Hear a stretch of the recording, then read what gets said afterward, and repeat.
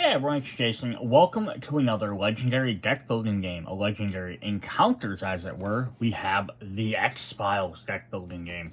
So, if you're familiar with the other legendary games, Marvel, or we had like Aliens and Predators, and some of those, then you're gonna know more or less what to expect from this game. If you haven't, we're gonna do this first video is just me kind of a run through the basis of the rules. I'm not going to go through every little bitty setup part of it, but I at least want to give the good idea of how the game is played and what makes it different than the other games. So first I'll start off is what is a deck building game, in case you're not familiar. So a deck building game, just as a quick run, is every player starts with a basic set of cards used to purchase new cards. And then, so you start with a 10 card deck, 12 card deck, something small like that. And then as you play the game, you purchase new cards and you make your deck bigger. And then as you're doing that, each player is customizing their deck based on what's available to their own specifications. So at the beginning of the game, everyone has the exact same cards, or relatively, sometimes you have one or two different cards. And then by the end of the game, everyone should have very vast different decks. And then the next time you play, you're going to build your deck differently. And you can add in different resources. So you might not even have any of the same cards from the first game to the second game. So it's a really cool concept. This is as opposed to something like Magic the Gathering or Yu-Gi-Oh! Or Pokemon. Like one of those games which are trading card games or collectible card games. But they're not deck building, they're construct games. You sit outside before the game starts, you build your entire deck, you have it exactly how you want it, and then as you start the game, you sit down with somebody else, you are playing that game right there. We've had other games that are similar to that, like Marvel Champions, or Arkham Horror, which are living card games, which are the same idea. You make a deck ahead of time and you play. These ones, you build your deck as you go along, which is a really neat idea. So Encounters plays a little bit differently than the regular Marvel Legendary games, in the fact the Encounter series, instead of just having,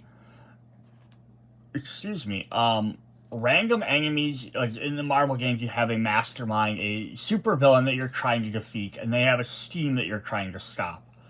And then all the rest of the enemies you fight are all shuffled and they're kind of random. So you could have any enemy that's in that deck pop up at any time. The Encounters game, instead, you're kind of playing through a story.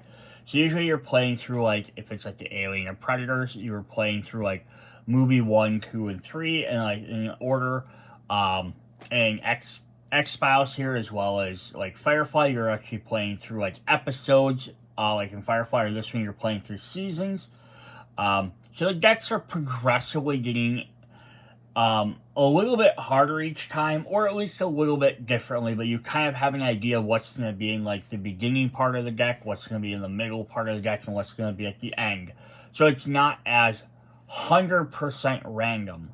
But on the other hand, what they also do is you're playing as a specific character. In the Marvel one, you're playing basically S.H.I.E.L.D., and you are recruiting various Marvel characters to come in and do battle for you, and you're recruiting them, making your deck bigger, and sending them out to fight, and then different turns. So on my turn, I might play a Spider-Man, Captain America, and Iron Man card. It's me showing, hey, these are the 3 actions those characters are taking. This is very much the same way, except, like, for, like, this X-Files example, I might be playing specifically as Fox Mulder. So none of his cards will be in the deck I build. I am playing his character, and then everyone else I'm purchasing are his allies. So basically, it's me saying, hey, these are what my allies are doing this turn to help me, Fox, complete this. And, like, the next person might be Dana Scully, and then, you know, the 2 main characters. And then, yeah, everyone else are picking up our other characters. But you can play as a 3rd or 4th different character as well, and have Fox or Dana be helping you out. And then you get to play cards with their faces on it and their stuff. So it's an interesting idea that way as well. And then you also have life totals. This is the other big difference with the Encounter games. You are fighting bad guys that can actually eliminate you from the game. They can hit you hard enough or enough times that you are removed from the game and then either generally you lose the game at that point. Some exceptions to that here and there. But it also makes the game a little bit more risky and forces you to be a lot more cooperative. The Marvel Legendary, it's a semi-cooperative game because you are trying to defeat the villain and stop their scheme, but you're also competing for victory points. So whoever defeats the most villains here and there wins the game overall. And I generally never play that way. I kind of use it as a sub thing. Hey, we get done, we see who wins. This game is literally either you all win as a team or you don't win at all. So you have to coordinate and work together, sharing assets, not buying something just because you want, maybe because it's better for someone else in the team. So those are the biggest differences in the games. So we're going to come in. There's a lot more differences in this than the other Encounter games. So Alien and Predator play very much similar.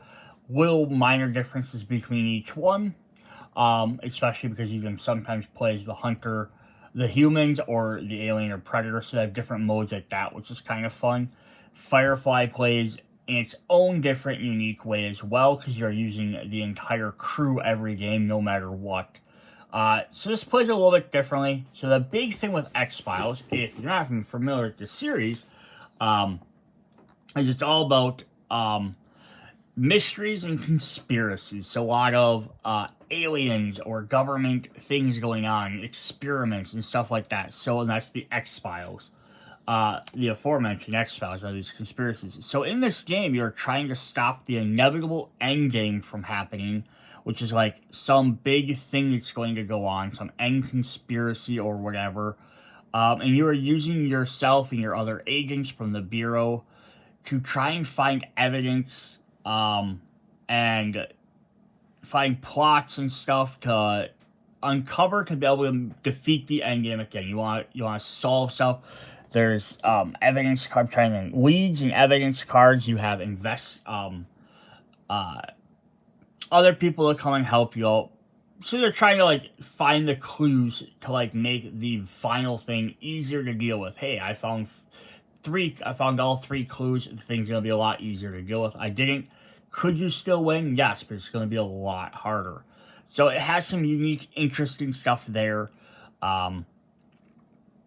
Yeah, so it's kind of cool. I haven't watched much of the X-Files. I've seen some of it growing up here and there. But I did like the concept of the game. I love the legendary system. I love the things. I know some of the characters are. I know some of the stuff. But yeah, it's plays through seasons 1 through 9. Only went up through there. But we have a bunch of new characters. We have a new playmat and everything, so it's really cool. So yeah, so we're going to spend the rest of this video. We're going to kind of look over the book, take a look at some of the cards to see what's on each one. Then we can come back, do video part 2. We're going to go through all of our Bureau cards, which are our main characters that you get to play as and you get to put in the deck, and some of that cool stuff. And then the third video, we'll actually go through the conspiracy deck, which is all the bad stuff we're going to deal with and see in there, which are all the different seasons and episodes and stuff like that. So if you want to just skip to one of those, feel free. I won't yell at you. So first thing I want to look at is we do have the box of the game coming in. So we have the playmat, which sits right in the center. So this is really nice if, you get a brand new playmat for the game. And it's actually good for 2 reasons. It's a nice neoprene mat versus a cardboard. But because this has different stacks versus the other legendary games, it's nice that they give you a playmat. So you know right where to put those specific cards. As well as some of the things that have text printed on them, which helps as good reminders. Then on either side, we get these foam blocks. They're helpful for just sorting the cards out.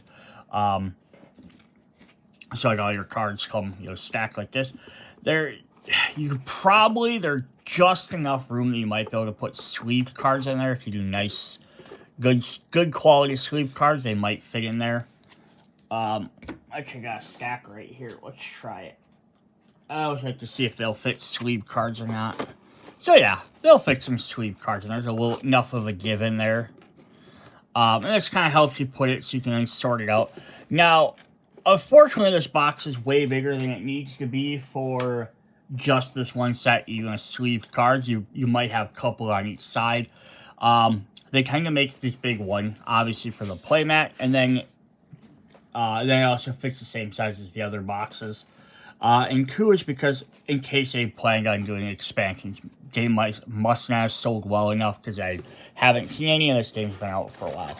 We also do have a bunch of just generic legendary dividers. So if you want to separate all your character cards and stuff out, you can go ahead and write your names on there, which is always really fun to have as well. So that's our box. And then we have the little foam blocks to kind of help hold stuff up. So that's just some of the base stuff in the game. Alright. We are going to take a look then at some of the stuff in the rulebook here. Alright, so here we have game summary. You're going to choose from among Mulder, Scully, Stinger, Doggett, or Reyes as your investigator and work to unravel the greater conspiracy behind them. During the game, play cards from their own deck, recruiting other agents, and covering evidence and fight enemies. If you do well enough, you'll face the final challenge, the conspiracy's vicious endgame. During this game, you'll play through 3 seasons of the X-Files show. The game covers the first 9. So this is kind of base explains how it goes through. I'm not going to get into all of that too much. I just kind of want to look at that. So, the Bureau are the characters you recruit as you progress through the game. Make up a deck called the Academy. So like Marvel, it's HQ, everything has its own thing. The entire game has spaces you recruit these cards with the area called the Bureau, which in this game, but is different in major ways. Powerful. The Bureau has a massive resource of its federal government behind it. Each space in the Bureau has a unique power, so each time you gain a card there, you get to use that power. Secretive. The Bureau is clandestine service after all. The Academy cards enter the Bureau hidden. Face down must be scanned before they can be recruited. Similar enemy cards are needed to scan, except you use recruit power. Compromise.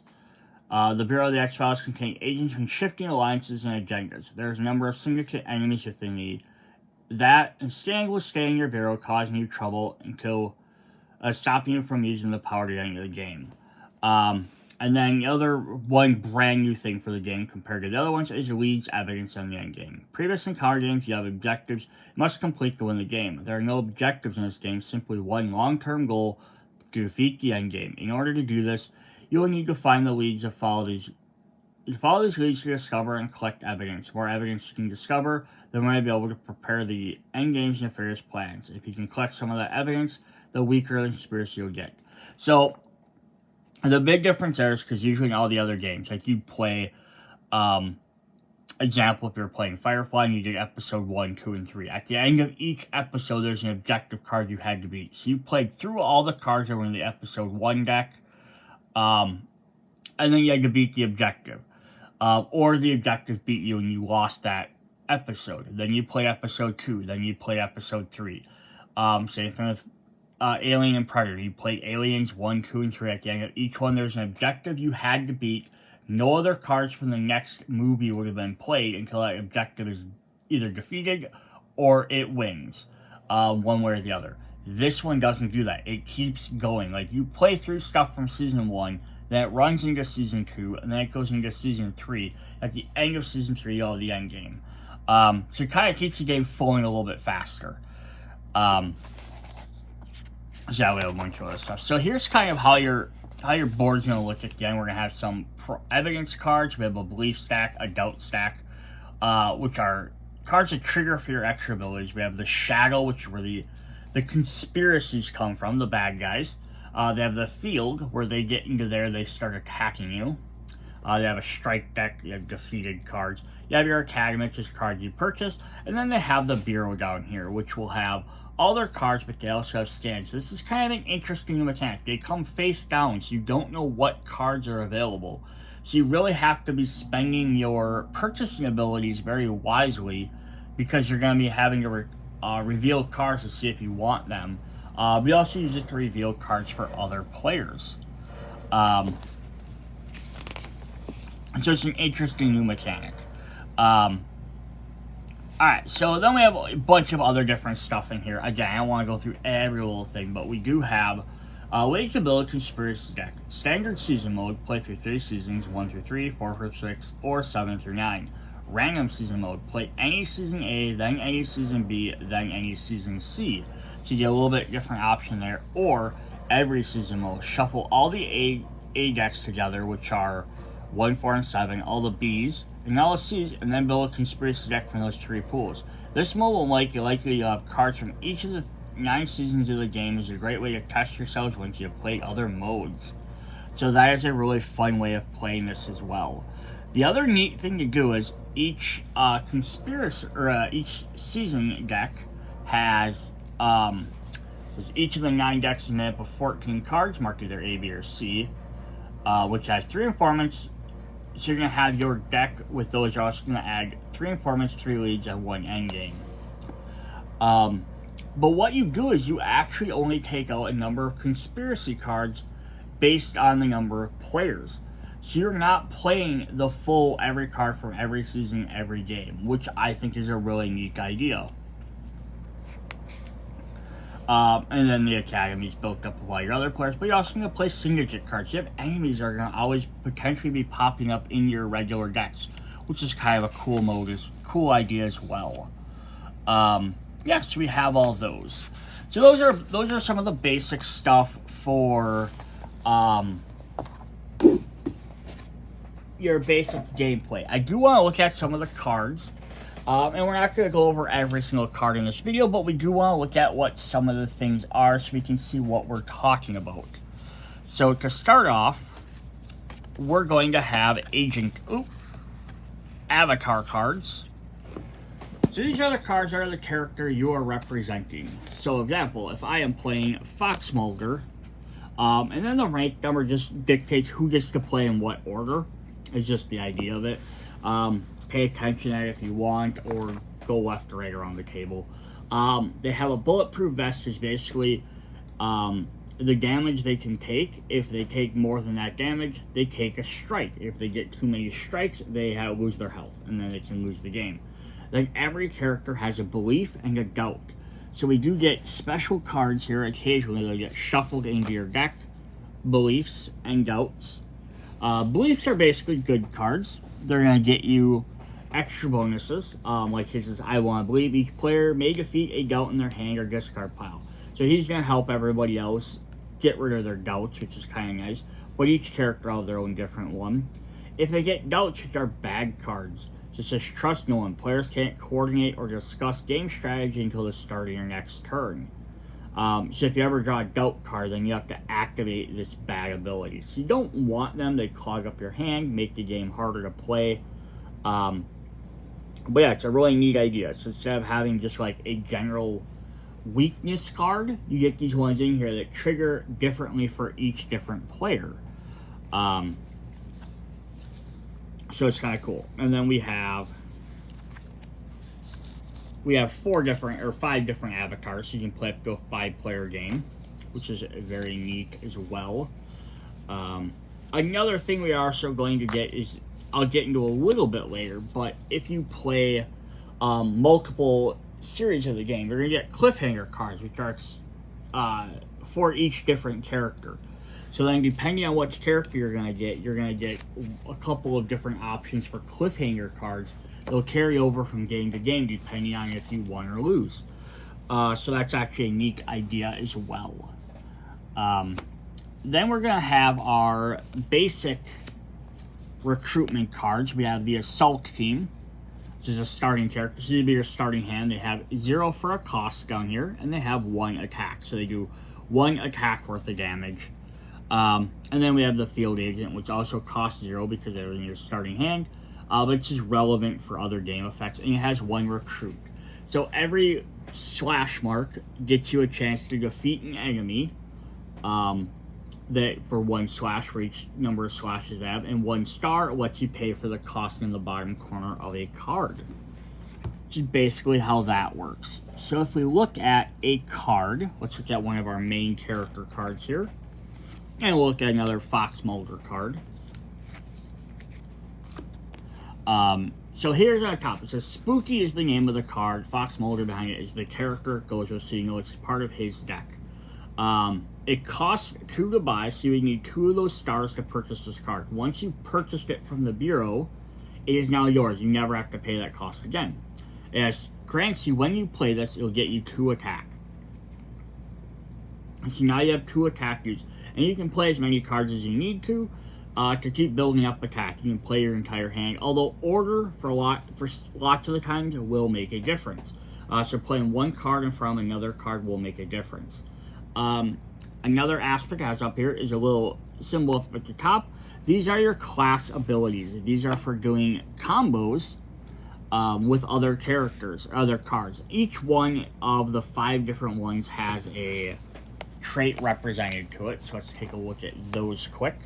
We have yellow for intellect cards, represent agents' raw intelligence. Blue is leadership, represent agents' ability to run the team and make decisions. Red is science, represents agents' scientific and mathematical aptitude. Gray is tech, cards represent agents' skill at creating and using and repairing devices. And the fist is will, represents a determination and willpower. So if you're familiar with like Marvel, its intellect is actually instinct, kind of like just using your quick mental. Blue is sometimes leadership, usually ranged attacks. Covert for red, tech, and then that's strength.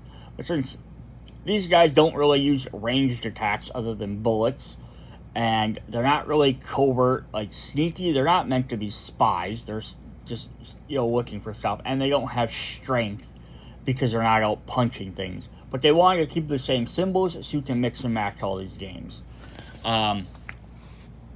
Yeah, so we're just going to get different cards at that. And the outside color of the card will dictate what class it is as well. So we have like the will is green cards, the science is red cards, and the blue is that. And then he doesn't have any text cards. And then notice these other bigger cards, they don't have borders. They're your rare cards for the set, your ultimates. So you only get 1 copy of each. The ones that have only a double-sided border are your uncommons. You get only 2 of each of those, and then you get 4 of each of the full ones. So they're just called commons, uncommons, and rares, just because there's more or less of each one. Other than that, they don't play any other different effect in the game. There's nothing that ever represent or calls out like rarities. Alright, so then he also has another ability on his card. It says activate. So anytime during your turn, when you play this card, you automatically get 2 attacks stored to use when you need to use it. But you can activate your ability later. It says alien enemies have -2 attack this turn, which makes them weaker. So let's grab an enemy card and take a look at what an enemy card looks like.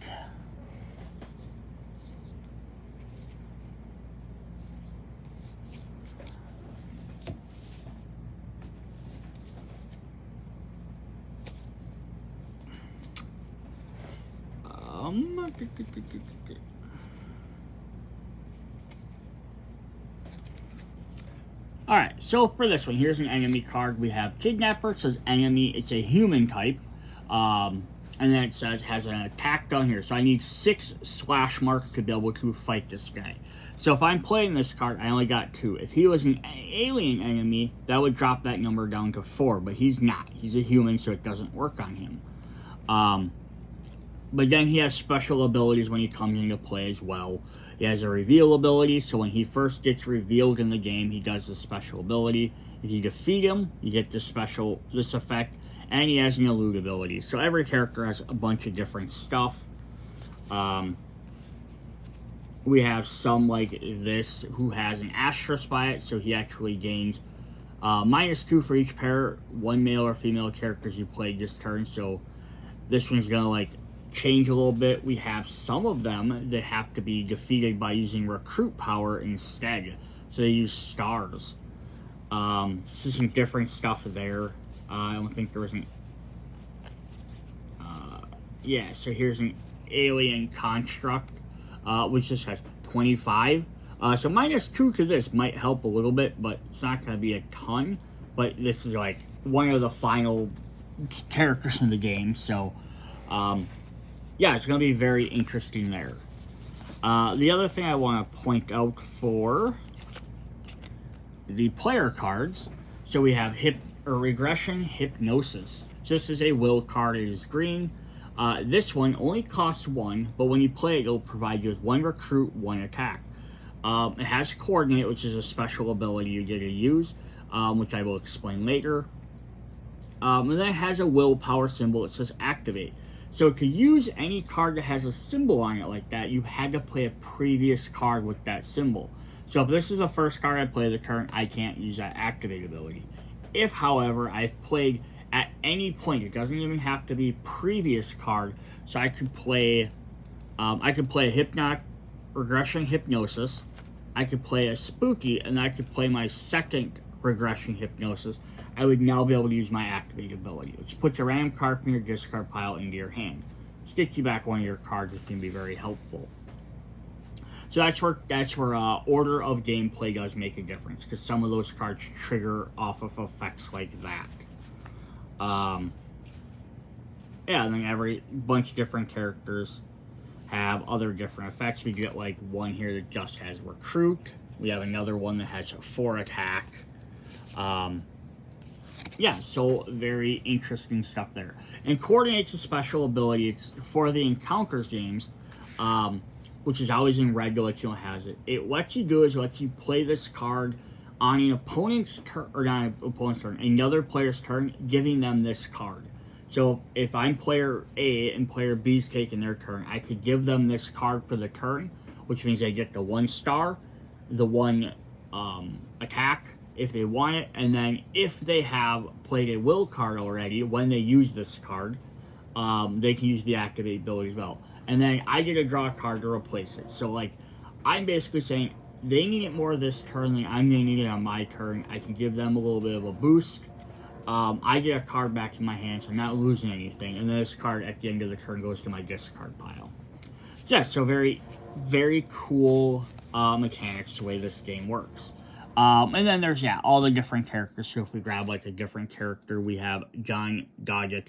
He has some will cards, some leadership cards, some tech cards, some intellect cards, and then he has his 2 other ones. So he does not have any of the red ones, which are science. So each player in the X-Files series, each character has 4 of the 5 different things, and they don't have the 5th one. So they can't do everything all by themselves. And then we do have some of these special agent cards which are available. There's only 5 of them, but it's Leela Harrison, and she's just a very simple card. She costs 3, has a 2 recruit, but it lets you get an extra special card very quickly in the game. Most other ones, they have a giant pile of these where you have like 20 to buy, and you can keep buying more and more and more of these. These are limited very much. But they're actually give you some extra little bonuses right away. So yeah, so some really interesting things there. So I want to now we've looked at some of those things. Before I get into too much more of the game, I want to look at the playmat. Alright, so in our turn sequence, we'll have a conspiracy phase. You draw a conspiracy pie, keep it hidden, and add it to the shadows. And then you have your action phase, where you play cards from your hand to stand, recruit, and fight enemies. Then a strike phase. Each enemy in the field strikes, and then the cleanup phase. Discard your hand, and all played cards, and then draw 6 new cards. This is how you keep getting your new stuff. So, whenever we have, beginning of the turn, we have our conspiracy deck way over there. We will flip over the top card of the deck, which, like this, we'll flip it over, or we don't flip it over, but we place it right in the first spot. So now if we want to actually see what this card is, it says stand for, we have to play 4 attack. So they're going to get easier to do as they're coming later in the shadows. But the problem is that if this guy ever gets past here and he has to move down here, he comes to the field. Then he will flip over, and then now he will start attacking us every turn. Plus, he might have some ability that triggers that we don't want to happen. If you stand him up here, now you can try and beat him up here before he can attack you, and you've also seen what his ability is. So you at least have an idea, like, oh, now I can manage it for a turn, rather, because let's say it's like discard 2 cards from your hand, and he pops up down here. Now you have 2 less cards to use to try and beat him this turn, and then he's going to start hitting you, or he's going to hit the next player. But at least you get the upside of they get in here, you get an action phase to try and take them out before they hit you. So it's not like they pop in and just jump in and hit you anyhow. So yeah, hopefully you don't want to have guys in the field, because then they start doing damage to you, and then you draw strike cards, and then that's always bad. Whenever you draw a card, it goes there. And then the next player's turn, basically you'll shift over, and then you'll play the next card of the deck. And they will always, every turn, push the next card over. So if you're not getting rid of them, they're just going to keep pushing it. If, for whatever reason, you defeated this card the previous turn, then when the next one comes in, it'll push this over to play the new one, but it won't push this because there was nothing pushing it. So sometimes just even eliminate, if you can somehow stand 4 or stand 3 and eliminate one of the easier ones, you can keep everything else from shoveling. It's probably going to happen more when you're like right in here, you're going to keep defeating one of these 2s, and maybe keep that from happening there. So yeah, that's how that's going to work. But then down here in the bureau, we have scanning. So in our Academy deck, it's going to work the same way. So if I have my Fox Mulder cards, for example, they're going to start here. And then every time I'm going to start the game off, I'm going to have 5 cards down in each of these slots. And if I want to see what they are, I have to scan 2. So I pay 2 of my recruit points. I get to flip this card over, and now I know I have Sins of the Father card available. And that's just going to stay there. And if I ever pay 4 to buy it, I get this to my hand, and I play a new card down. And that's going to keep repeating. It's always going to be face down. You don't scan it once, it doesn't completely reveal it. So it costs a little bit more, but this also means, what's also kind of a neat thing of this, because if there's lots of times playing Legendary, you end your turn, you're like, well, I have 2 or 3 recruit points I can't do anything with. You know, well, here you can at least scan it and help open up the card for the next player or for your next turn.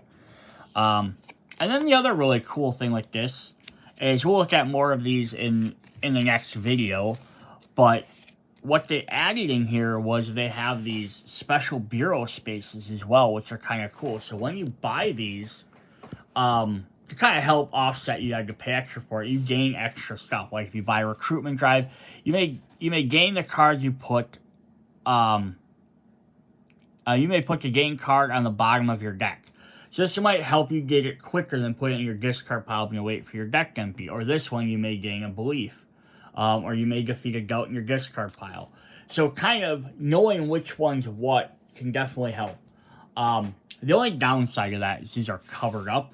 So you don't, until you start learning the game, you're not going to know if it's worth buying one.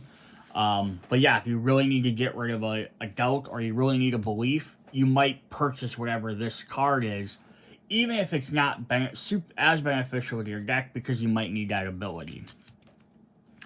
So that's pretty cool.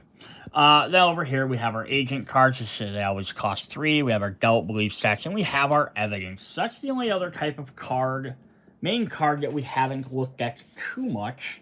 So let's take a quick look at those. I just want to look at the table field a little bit. So if I grab those, we have a priority card. So they have 9 of each of these, of priority 1, 2, and 3. So they'll get shuffled into your, or get played in your main deck. They're in the evidence stack over here, and you eventually want to find them. And how do we find them? So we actually, in the stacks, we'll add lead cards. So we'll add 3 lead cards, one to deck A, deck B, and deck C. So you have a bunch of different lead cards, and they have a bunch of things. So if we look at a lead card a little bit closer here, this is a new mechanic for the game. So this is kind of a neat idea. So it says, feel better now for this one. It says, discover evidence. Heal at least 2 total damage from any player on a single turn. And then field at the end of the turn, each player in a doubt gains a doubt and then defeat this card.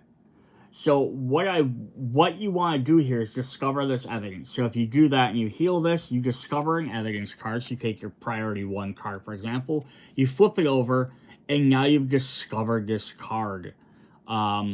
Then what you want to do is actually collect that evidence. Collect evidence, do it again, and on the field at the end of this turn, defeat this card.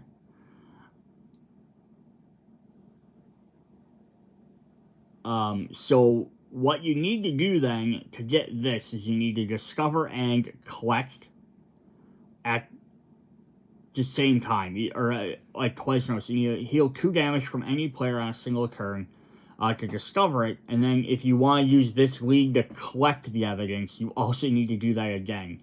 Otherwise, it says, well, it's on the field, it's going to get...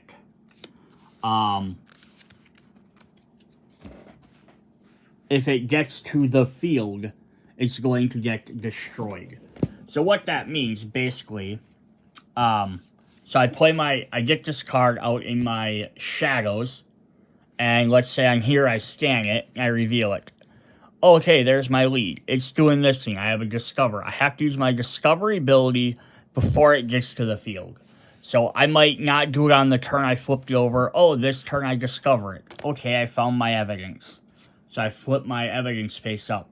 And then next turn it gets pushed again. I might have to defeat some stuff. It might sit there for a while. I want to try and do whatever the collect thing says before it gets put to the field. Because once it gets put to the field, it'll get pushed there at the beginning of the game. I still have my action phase to do it. But yeah, if it's there at the end of the field, then it gets defeated. And I'm going to guess lots of them all say the same exact type of thing. By just having to do that thing twice. But they each have a different thing you have to do for each one. So like this one here says defeating enemy at the shadows. This one is defeat a syndicate enemy specifically. And all players need to do this. So like I might do it on my turn, and then the next turn the next player might have a chance to discover it. So again, it's all cooperative. And then, yeah, you want to collect these evidence cards. Let me zoom back down here for a sec. Because they're going to help you with the end of the game. So it says, will cards have no text.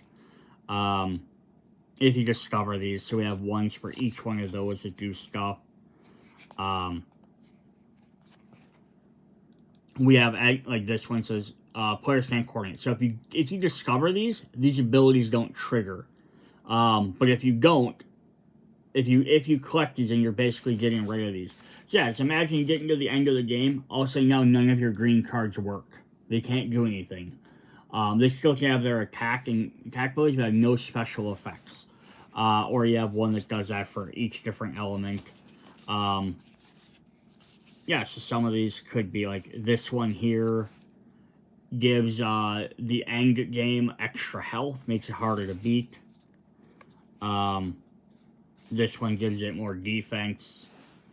So yeah, each one, like this one here says, players can't play with more than one card at the same title on their turn. So you can't play duplicate cards. That stuff could make the game really tricky and really hard to beat. So it's kind of a neat mechanic. Like, you gotta keep trying to discover these leads throughout the game. So you want to reveal them on the shadows beforehand. So that way you can get your... try and get the evidence before the end of the game. That way you have a chance to do it. Also, you're going to get mixed in our informants. So there'll be 3 of these. Again, 1 per each ABC deck. Which you do extra stuff. So they'll pop up. They're kind of like... They're not recruitable cards, but they're cards that will help you out while they're on there. So the longer you can keep them out in the shadows, you're hiding in the informant in the shadows to help you. So it's ongoing. When a doubt is drawn, defeat it. Doubts can't be gained or resolved. So yeah, this just basically shuts off all your doubt cards that are coming up. Like we get this guy, Michael Kriskachku. It says tech cards in the bureau are free to recruit. So yeah, as long as you can keep these guys out of the field, they're going to definitely help you as well. So it's a kind of a neat extra aspect. You'll get 3 of those, potentially 3 of those per game. You get 3 of them per game. They'll always get mixed in there. So that's cool as well. For the conspiracy deck, I did want to look at what's in here. So this is season 9. So this is the last one. Each conspiracy deck will have 1 ally. So unlike an informant, these are cards you can purchase, but you can purchase them from the villain. The same way there's going to be villains or enemies in your academy deck trying to attack you. We're going to have some good guys you can pick up. Just extra characters. Once they're in your deck, they play like anything else. You're going to get 3 of these reg ones, which are events, which basically come in, they do something, and then they go away. So the upside is they won't push the cards any farther, but they're going to be pretty mean to be able to deal with. And then you're going to get a bunch of the green ones, which are your various enemies, which we looked at a couple of those. And since there's 15 and you're only playing with somewhere between 7, depending on your player, 7 to 11, you're not going to always have this. You might play it like episode or season 9 here. You might not get lucky and not only have one of the events. You might not have the ally. So that does kind of make that interesting as well. The last card type couple of the card types we haven't looked at them, is we have the syndicate enemies, which these go in your main deck. With all your characters you purchase, like Fox, Mulder, and all those guys. So they're just going to pop in. Some have recruit, some have some have attack effects, just different ways to defeat them. But while they're out in your thing, unless you take care of them like he has an ongoing, your bureau powers can't be used. This one says, if you defeat them, shuffle the enemy into the academy, so they're going to be coming back at you. Or this one's, blue characters can't be used or can't be recruited from them, so if you don't take care of them, they are going to make the game harder for you. Because you won't be able to buy cards, get new access to new cards, plus they're going to stunt everything else. So that is those cards. Then we want to look at, just really quick, were the strikes. So, like we showed on our avatar here, Fox Mulder, he has 4 defense. Every time he takes 4 damage, or more damage, he takes a hit of 4 or higher, he's going to get a health point. So, when an enemy is attacking, for example, so every time an enemy attacks, you draw a strike card. So that 4 isn't really relevant at this exact moment. It's more for if, like, another player has to attack you for some odd reason. But yeah, if an enemy attacks you, they're in the field, they attack you, you draw one of the strike cards. And then you gain damage. You might draw a miss, which does nothing. But we could get a flesh wound, which gives you 1 point of damage. So that'd be one of his 12. Some of them, like puncture, do 3 damage. So a little bit harder to take care of. You can get some other ones like shock, which only does 1, but it also gains you a doubt card. And then these just keep adding up over time. So they're not gonna be too terribly bad right off the bat. There's a 5 in here you can get, but there's not as many of those. And there's some 4s as well, which then can add up very quickly, though, even if some 1s. What can also happen is you can heal these, which is very helpful. Or you could get a scar. So something might say it's a scar, which flips it face down. So it still counts as one of those wounds.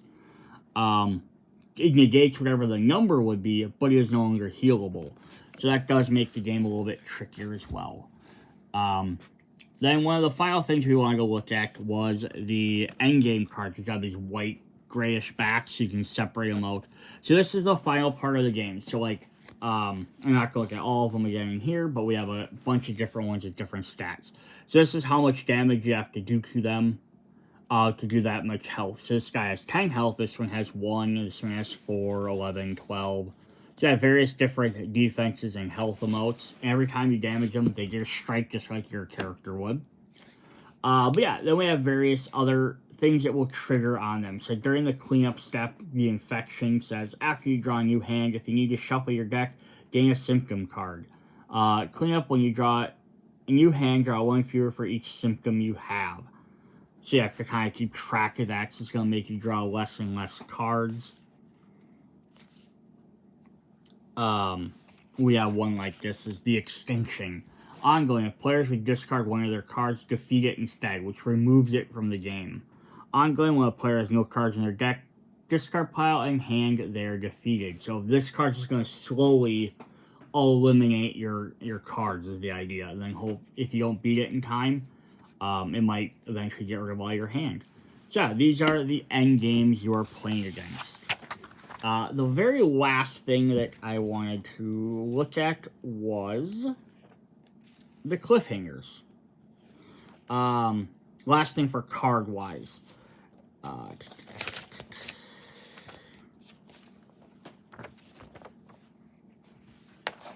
Alright, so we do have cliffhanger cards. So,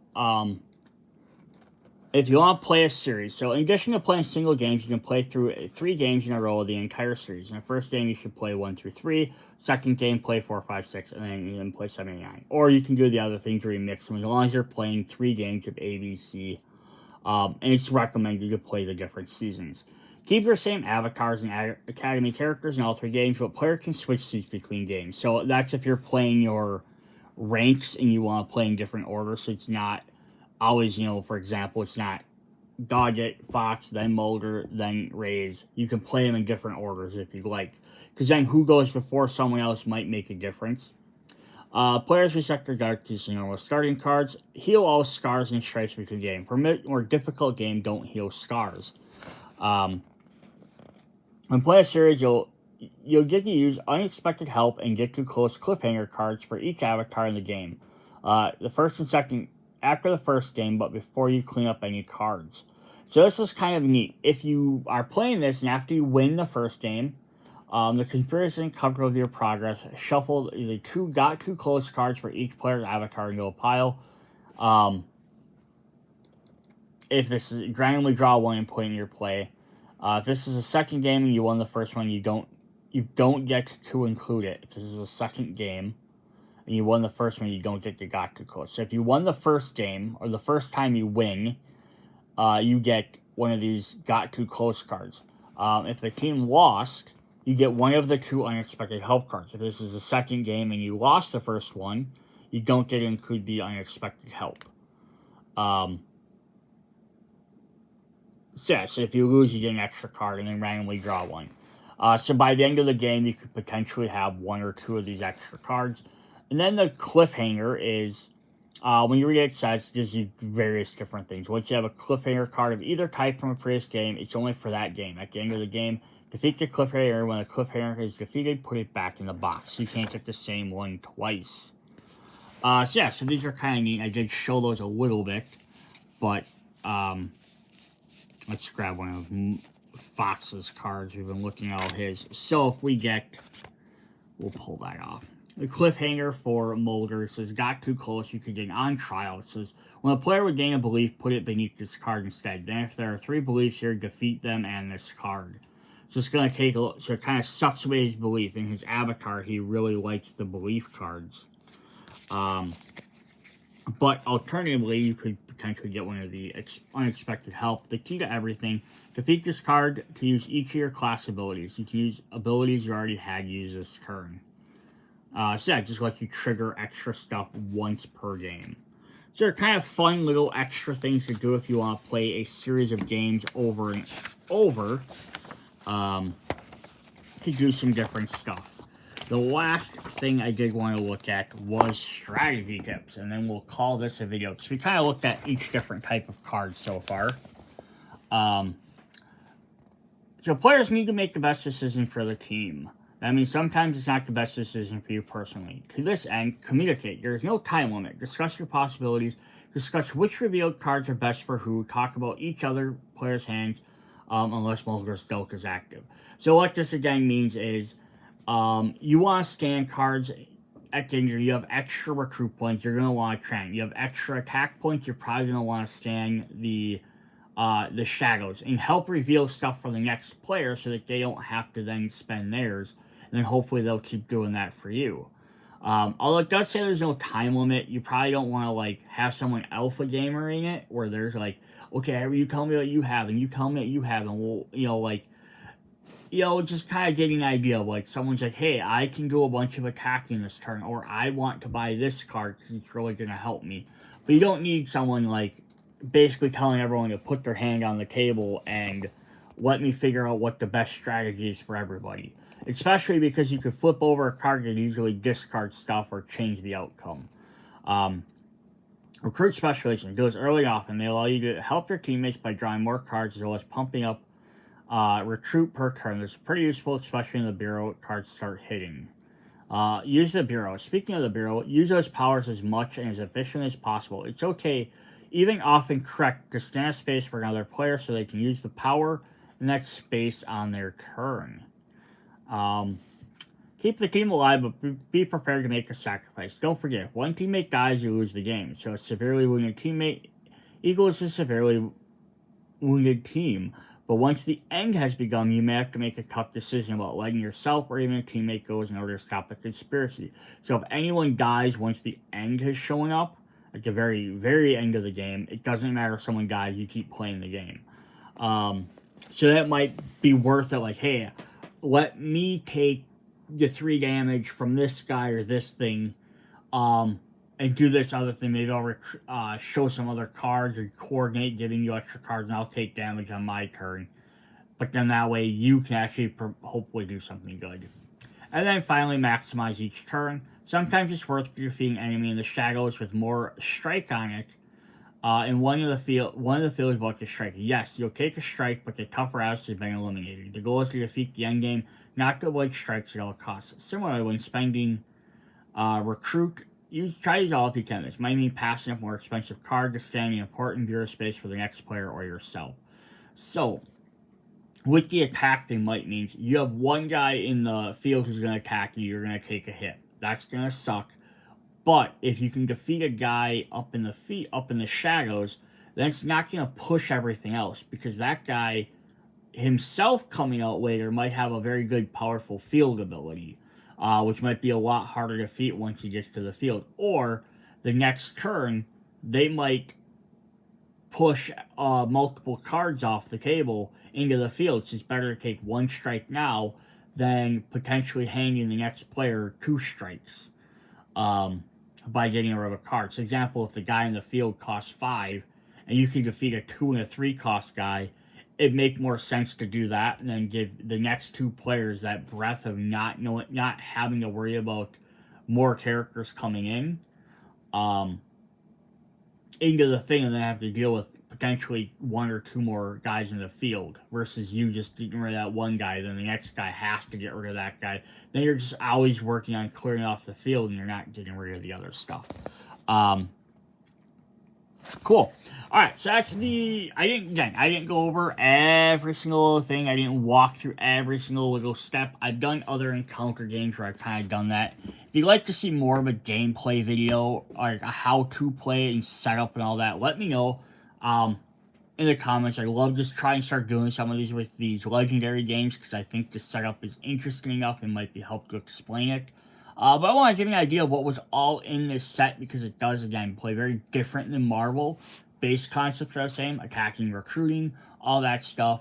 But they have enough unique stuff with the leads and evidence and the informants and stuff being mixed in, scanning, all that cool stuff.